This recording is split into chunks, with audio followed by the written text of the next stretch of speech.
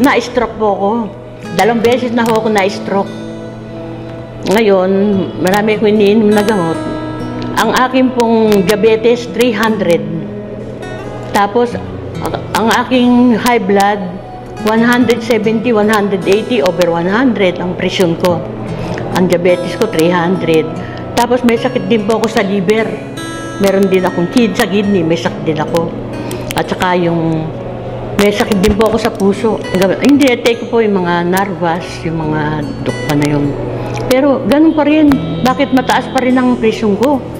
170, 180, hindi mo mabaksak na kan. Ang diabetes ko mataas din. Ngayon, minsan nagpa-toxic ako dun sa Citizen. Nagpa-toxic ako. May nag-alok sa akin ng Alive. Sabi niya ganun. Ito po, misis, sabi niya ganun. Mabuti po ito sa mga na-stroke, tsaka magaling po itong Alive na ito. O sige, kukunin ko niya. Magaling ba yan? Sabi niya ganun. Makakalakad pa ako ng gusto, sabi niya ganun. Pipilay-pilay ako sa niyaya. Meron akong tungkod, yung tungkod sa stroke. Hindi ako nakakalakad. Tinatake kong Alive once before breakfast, 30 minutes before breakfast. Nung linggo, nagpa-check up ko ng, ngayon, ang presyon ko ngayon, 130 over 80. Tapos, ang diabetes ko, dati, 300 yun. Tapos, naging 200, naging 100. Ngayon, 120 na lang ang diabetes ko. Kaya, pati yung cholesterol ko, dati umiinom ako ng Lipitor. Ang mahal-mahal ng Lipitor, 60 pesos ang isa. Ininom ko yun ng isang buwan.